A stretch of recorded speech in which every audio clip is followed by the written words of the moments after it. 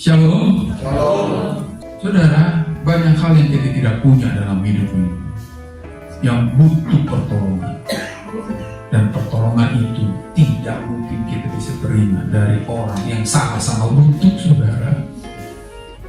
Allah ingin menolong kita dalam Roh Kudus-Nya. Dan pertolongan apa yang kita punya sekarang? Mari kita lihat Yohanes pasal 14. Yohanes 14 ayat 15, 16, 17. Itulah firman Tuhan perlu kita renungkan, saudara. Saudara kasih dalam Tuhan Yesus Kristus di hari Pentakosta, hari ini yang dirayakan oleh semua orang percaya di setiap gereja Tuhan hari ini, mengingatkan kita bahwa Roh Kudus sudah diberikan. Roh Kudus itu adalah penolong, saudara. Karena apa? Karena setiap kita pasti membutuhkan pertolongan dalam hidup ini, saudara. Setiap kita butuh pribadi di luar kita untuk bisa menolong kita. Saudara, kalau kita memahami arti tolong adalah meminta bantuan. Kenapa kita minta bantuan? Karena memang kita tidak punya sesuatu yang memang dimana penolong itu akan menolong kita. Maka saya tadi, kenapa kita mau ditolong? Karena ada sesuatu, saudara, di mana kita nggak punya, orang lain punya. Kenapa kita menolong? Karena ada sesuatu yang kita punya yang perlu kita bagi kepada orang. Saudara-saudaraku, sadarkah kita bahwa dalam perjalanan hidup ini ada banyak hal yang kita tidak bisa dalam hidup ini, saudara. Siapapun kita dan apapun yang ada pada kita, saudara. Itulah sebabnya Tuhan sebelum naik ke sorga mengingatkan murid-murid akan ada penolong yang lain. Kenapa yang lain disebut, saudara? Karena selama ini yang menolong mereka adalah Yesus, dan Yesus akan terangkat ke sorga. Tetapi dengan terangkatnya Yesus ke sorga bukan berarti penolong bagi murid-murid nggak ada lagi.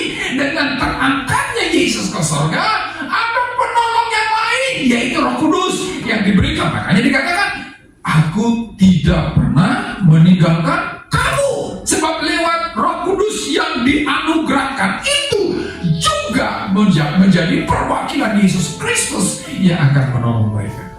Saudara-saudara yang dikasihi dalam Tuhan Yesus Kristus, kalau kita sadar bahwa kita membutuhkan sesuatu, yaitu pertolongan, tentu kita harus melihat siapakah yang menjadi penolong kita yang benar, saudara.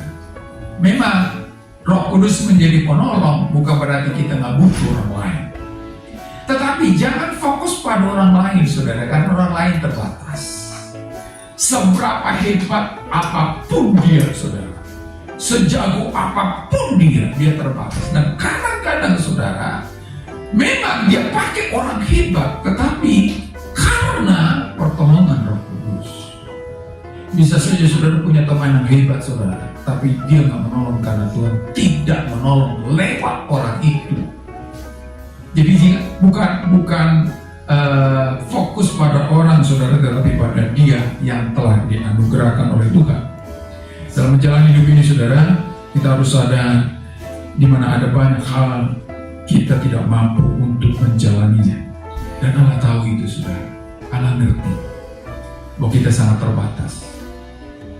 Kita tidak mampu. Tetapi nyatanya, saudara, seringkali penolong itu nganggur, saudara. Tidak melakukan apa-apa bukan karena ia tidak mau melakukan apa-apa. Dia rindu berbuat sesuatu. Tapi itulah Allah kita, saudara. Dia tidak pernah memaksa. Dia tidak pernah membuat kita ini menjadi robot, saudara. Kalau kita mau, dia akan tolong. Kalau kita nggak mau, ya pun tidak akan tolong kita, saudara. Nah, Roh Kudus sebagai penolong harus kita sadari pertolongan yang bagaimana yang diberikan kepada kita. Makanya kalau kita baca ayat 16, 17 yang tadi, saudara, 16, 17, ada 3 kata depan yang menunjukkan pekerjaan Roh Kudus sebagai penolong dalam hidup kita, saudara.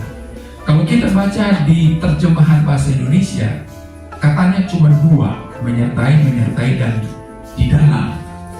Ya, coba baca 16. Aku akan minta kepada Bapa dan ia akan memberikan kepadamu seorang penolong yang lain supaya ia menyertai. Nah, kata menyertai di sana dipakai dalam bahasa Alkitab itu adalah meta, saudara. Kata menyertai meta artinya apa? Dia ada di sisi atau dia bersama. Kalau saudara berjalan berdua berarti bersama-sama melangkah. Nah, kata meta di sana bersama-sama itu adalah menyertai. Dia hadir dalam perjalanan itu. Saudaraku, Roh sebagai penolong, dia akan menyertai perjalanan kita. Kata meta itu yang setara dengan, artinya bersama-sama, setara. Bersama kita melangkah. Jadi kita nggak pernah sendirian, walaupun di kamar sendiri, makanya jangan macam-macam sendiri di kamar, saudara, karena bersama-sama. Yang kedua, saudara, ayat 17, coba 17. Yaitu roh kebenaran, dunia tidak dapat menerima dia sebab dunia tidak melihat dia dan tidak mengenal dia, tetapi kamu mengenal dia sebab dia menyertai. Nah, kata menyertai ini kan beda lagi. Kata yang dipakai sama-sama dengan kita. Kalau dalam bahasa kita parah. Kata parah di situ setara dengan di sebelah. Kalau yang tadi mau di sebelah, mau di depan.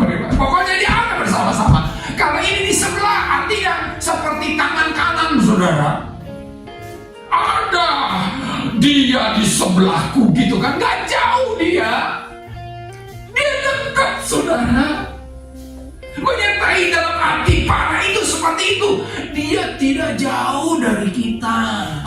Dia menyertai kita. Jadi gak perlu takut. Baru kalimat selanjutnya, menyertai kamu dan akan diam. Sama sebenarnya diterjemahkan kok menyertai di situ, tapi nggak mungkin kan, sebab ia menyertai kamu dan akan menyertai kamu di dalam kamu kan, ya begitu. Makanya kata yang dipakai N itu di dalam, saudara. Bisa juga diterjemahkan menyertai, tetapi ini lebih tidak terpisahkan dari kita, saudara. Makanya dikatakan sebelum itu menyertai kamu selama-lamanya. Roh Kudus yang diberikan itu ada di dalam kita, bersama kita, tak terpisahkan dengan kita. Makanya kalau kita simpulkan dari 3 kata depan ini, saudara, bahwa Roh Kudus itu bersama kita, di sebelah kita, di dalam kita, dan tidak terpisahkan, saudara. Cuma itu tadi, semua ini baik itu meta, para, dan belum bisa melakukan apa-apa, saudara. Kalau Anda tidak memberikan akses kepada dia, nggak pernah tinggalkan sih. Dia bersama kita, dia di sebelah kita, dan di dalam kita.